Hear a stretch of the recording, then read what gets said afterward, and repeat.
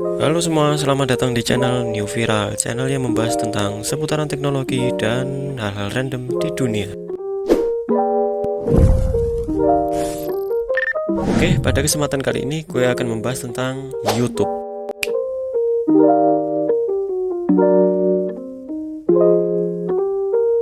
Pastinya kalian tidak asing lagi nih dengan aplikasi yang satu ini. Ya, inilah YouTube. YouTube adalah sebuah platform yang menyediakan berbagai macam video dengan beraneka ragam tema. Dimulai dari vlog, musik, podcast, berita, tutorial. Tentang layangan, tapi membahas tentang tutorial caranya bernafas. Bahkan ada banyak lagi video yang bertemakan hiburan, termasuk video ini. YouTube ini mampu bersaing dengan platform lain dan hampir menyaingi penayangan televisi. Kebanyakan orang saat ini dominan menonton YouTube dibandingkan menonton televisi. Bahkan beberapa orang tidak menjadikan sebuah masalah jika di rumahnya tidak ada televisi, namun harus memiliki YouTube. Saat ini YouTube telah berhasil menjadi salah satu platform yang amat populer. YouTube sendiri dinilai sebagai situs berbagi video yang sangat diminati berbagai kalangan generasi, terutama bagi generasi muda sekarang ini. Ya, walaupun banyak pesaingnya sih saat ini, seperti TikTok, Instagram, dan platform lainnya. Mayoritas generasi muda saat ini banyak menggunakan platform YouTube dalam kehidupan sehari-hari mereka, baik untuk mengisi waktu luang atau bahkan sebagai mata pencaharian. Ya, walaupun hasilnya kadang tidak sesuai dengan ekspektasi yang kita pikirkan. Apakah kalian termasuk pengguna rutin YouTube atau bahkan kalian sendiri konten kreatornya? Menurut laporan data Reportal, 93% orang Indonesia mencantumkan YouTube sebagai salah satu media sosial yang paling sering digunakan. Selain untuk mencari hiburan, di samping itu juga menjadi ajang mencari cuan, termasuk saya sendiri.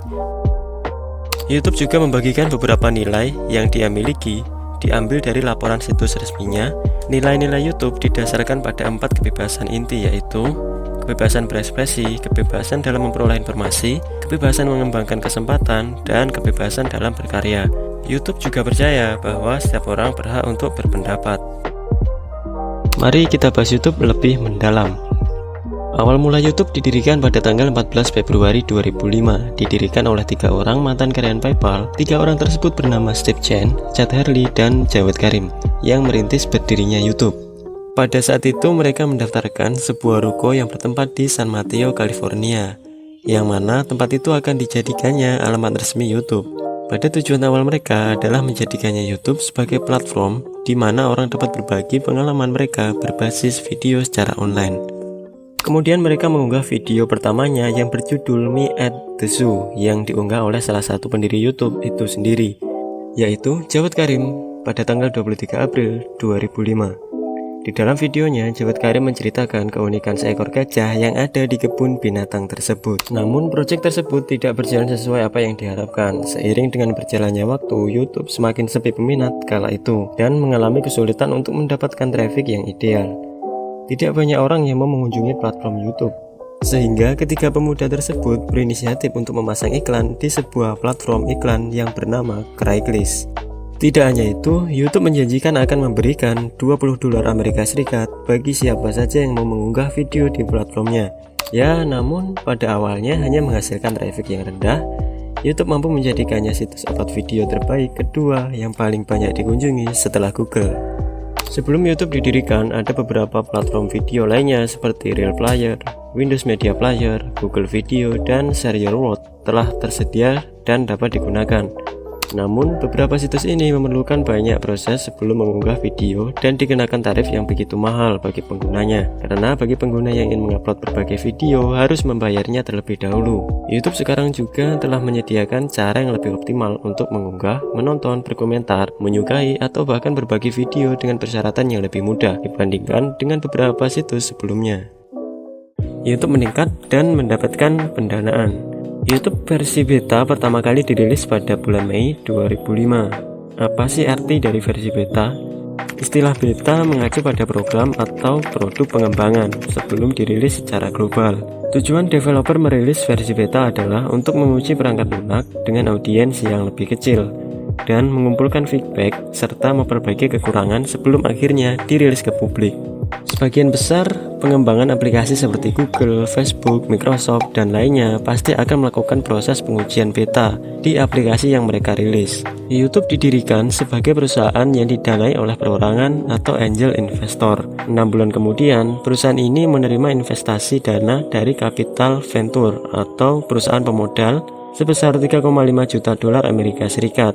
Sejak mengganti strategi pemasaran, YouTube mengalami perkembangan yang sangat signifikan. Pada Januari 2006 saja, jumlah orang yang menonton video di YouTube melonjak menjadi 25 juta. Sedangkan pada Juli 2006, situs tersebut memiliki 65.000 video yang diupload perharinya dan dikunjungi 100 juta kali dalam sehari. Pertumbuhan positif ini mendorong Sequoia dan Ates Capital sebagai capital venture yang memberikan pendanaan tambahan sebesar 8 juta dolar kepada YouTube pada April 2006. Operasional YouTube menjadi lebih baik dan hasil yang diperoleh juga semakin besar.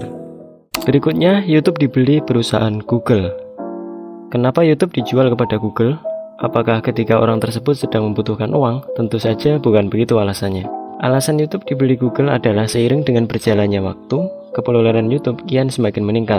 Di samping itu, terdapat juga masalah baru yang mulai bermunculan. Salah satunya, dari fasilitas yang mereka butuhkan diantaranya adalah YouTube memerlukan banyak komputer server dan jaringan internet broadband yang stabil dan canggih. Selain itu, YouTube juga dihadapkan dengan masalah klaim hak cipta, di mana banyak awak media yang memprotes karena ada salah satu dari banyak video yang diunggah terdapat hak milik media tersebut. Walaupun telah mendapatkan investor, namun kenyataannya tetap tidak cukup untuk mengatasi masalah ini. Sementara YouTube saat ini belum dapat mengomersialkan produknya dengan maksimal. Oleh karena itu, ketiga pemuda tersebut sepakat untuk menjual YouTube kepada perusahaan Google. Pada bulan Oktober 2006, perusahaan teknologi Google telah resmi membeli YouTube senilai 1,65 miliar dolar Amerika Serikat, atau jika dirupiahkan setara dengan 23 triliun rupiah. Nilai yang sangat fantastis ini menjadikan transaksi sebagai akuisisi terbesar kedua yang pernah dilakukan oleh perusahaan Google. Keputusan besar tersebut akan menjadi tonggak sejarah bagi mereka dan kita semua.